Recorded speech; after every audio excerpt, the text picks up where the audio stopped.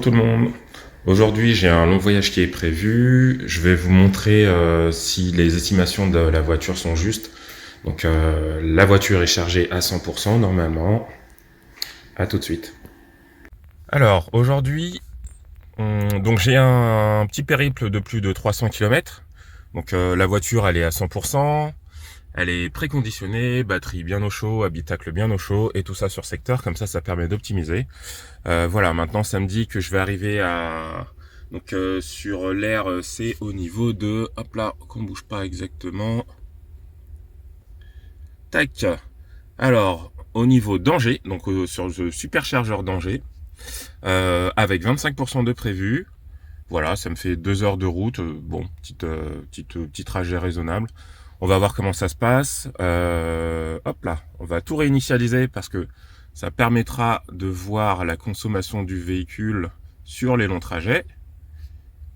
Hop, voilà, sachant qu'il fait 16 degrés dans le garage, voilà, mais dehors il doit faire plutôt 10 degrés.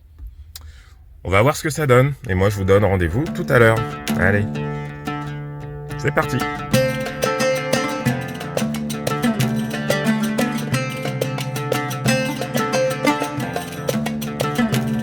Alors, me voilà arrivé à l'ère de superchargeur d'Angers. Donc, initialement une petite prévision à 25%.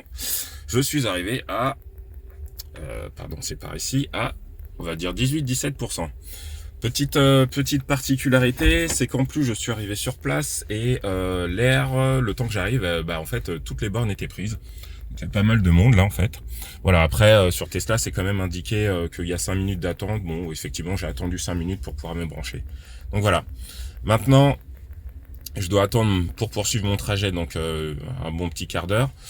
Sachant que j'ai fait un arrêt avant pour aller aux toilettes. Maintenant, on va montrer tout ce qui est conso et puis toutes ces informations là.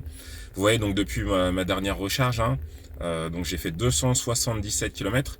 Je suis arrivé, comme j'ai dit, à 18%, 17-18%. Donc voilà, ça fait un bon score quand même. J'ai consommé, donc c'est, on va dire, du 17 kW donc par kilomètre. Voilà, pour donner un ordre d'idée. Ça s'est fait sans problème. J'ai pas été spécialement éco. Je me détachais de la circulation quand il fallait. Il a fait très moche, honnêtement, pas mal de brouillard. Donc voilà.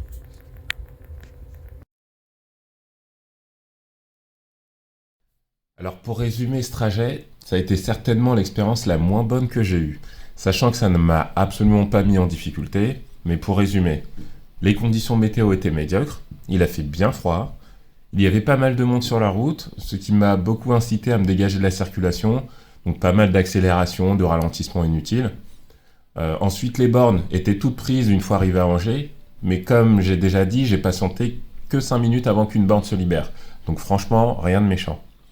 Et la vitesse de charge, comme vous l'avez vu sur la vidéo, elle était catastrophique, seulement 35 kW.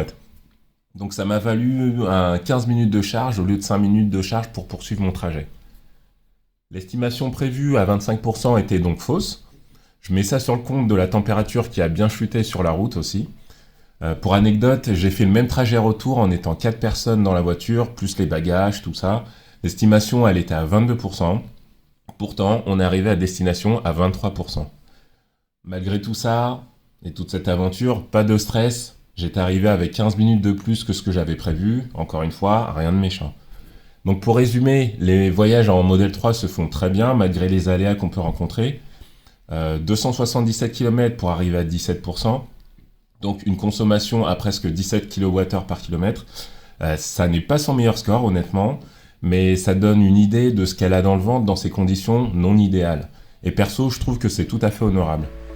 Donc moi je vous dis à bientôt pour d'autres aventures. Allez, salut!